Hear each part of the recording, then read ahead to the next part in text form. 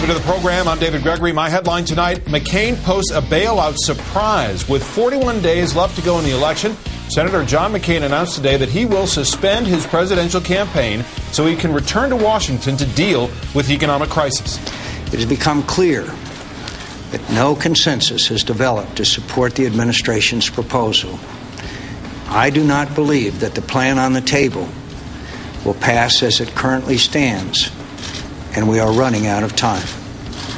Tomorrow morning, I'll suspend my campaign and return to Washington after speaking at the Clinton Global Initiative. I've spoken to Senator Obama and informed him of my decision, and I've asked him to join me. Following Senator McCain's statement this afternoon, Senator Obama responded that it was initially his idea to offer a joint statement on the economy. He said the two had spoken by phone earlier today to discuss that statement. Then McCain also proposed delaying Friday's planned presidential debate, but Obama pressed for the debates to go ahead as planned. With respect to the debates, it's my belief that this is exactly the time when the American people need to hear from the person who, in approximately 40 days, will be responsible for dealing with this mess. Presidents are going to have to deal with more than one thing at a time. It's not necessary for us to think that we can only do one thing and suspend everything else. And word tonight from the Presidential Debate Commission, it has announced that it indeed will move forward with Friday's debate as scheduled. All of this comes as President Bush prepares to address the nation tonight with another appeal for his $700 billion rescue plan for Wall Street, a rescue that needs to be saved due to ongoing opposition on both sides of the aisle. The president, White House sources saying tonight, will talk about how the country got here and the way forward. Joining me now is Democratic Congressman in Massachusetts, Barney Frank. He is the chairman of the House Financial Services Committee. He joins us from Capitol Hill, and he has been right in the middle of these negotiations with the White House. Congressman, good to have you here. Thank you. Let me ask you about Senator McCain's announcement today. Is this political leadership or just politics? Oh, it's just a stunt. Look, we are making progress, and frankly, it sounds to me like he's trying to set himself up to take credit for something that is in the process of happening without him. It is true that the plan that the Secretary of the Treasury, the President, presented on Saturday wouldn't pass. We have spent several days in a lot of conversations with outsiders who are experts, with legitimate interest groups, with members of Congress, and we're coming a lot closer. We just finished a hearing this afternoon of the Financial Services Committee in which Secretary Paulson and Chairman Bernanke and the members agreed on certain things that we have been critical of. So the notion that he's going to come airdrop himself in here tomorrow, it's not a subject with which he was very familiar when he was in the Congress. I think it's just a stunt. I am glad that he and Senator Obama have said they're for it. I think Senator Obama was right to propose that. I think members need to know that this is not going to be, they're not going to be isolated if they support it. But the hard work of modifying the plan, the President presented a plan. We are adding taxpayer protections and some legitimate benefits for the average American. We are doing some things that we think will make it much more palatable, and those are going on, frankly, without any intervention by Senator McCain. Well, but Congressman, I want to ask you about some of the details of whether it's going to pass, but just on this point, it's easy to be cynical on both sides of the aisle in the course of a presidential campaign.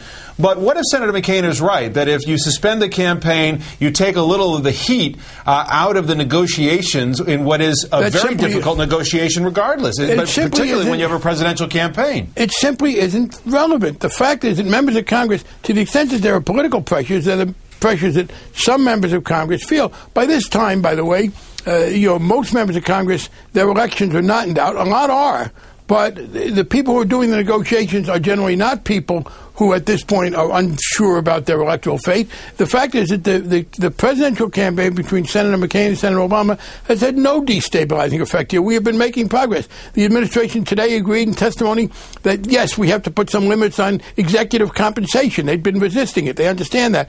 We've said that under the program, we've got to be able to take shares in the company with the proposal that if these companies do better, the taxpayers get some of the benefit. In other words, the presidential campaign was in no way a distraction. Frankly, it would be more distracting for Senator McCain to come in here with his entourage now and try and inject himself in the negotiations which have already progressed. I spoke today with Secretary Paulson, with Senator Dodd, the chairman of the Senate committee. He's been working with his Republican colleagues. I talked to Congressman Baucus, who was the leading Republican on our committee. The Speaker has met with Secretary Paulson and Republican leader Boehner. This is happening. This is Mr. McCain, frankly, I think, seeing bad polls, deciding he's going to come in, as I said, and take credit for something that's happening without him. All right, Congressman, let's talk about the substance of the bill. Is this going to pass by Friday?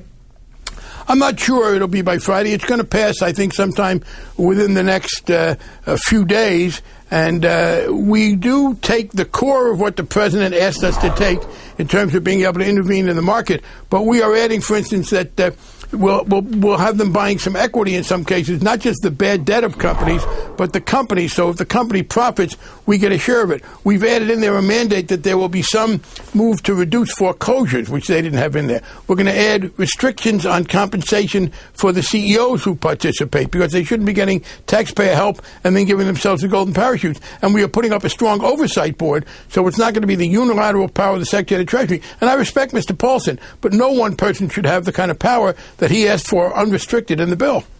What impact will this bailout, if it passes, have on the housing market, the mortgage markets that are so distressed that, of course, at the bottom of all of this, if they don't turn around, these distressed assets are not going to come back up in value?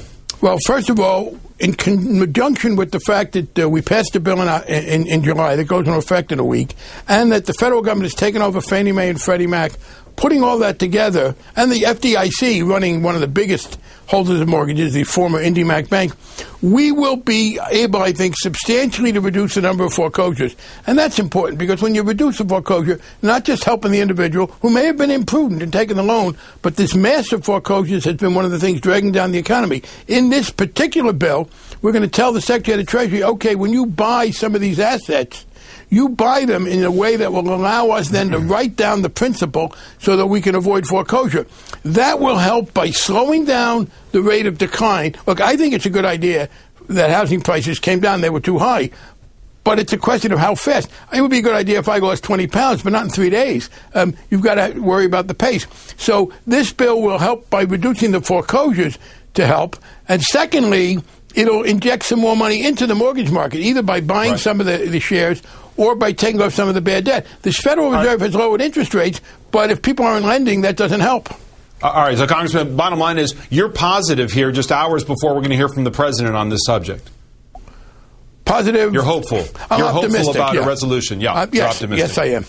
Okay. Congressman Barney Frank, chairman, of course, of the Financial Services Committee, in the middle of all this. Thanks very much for taking the time tonight. Thank you.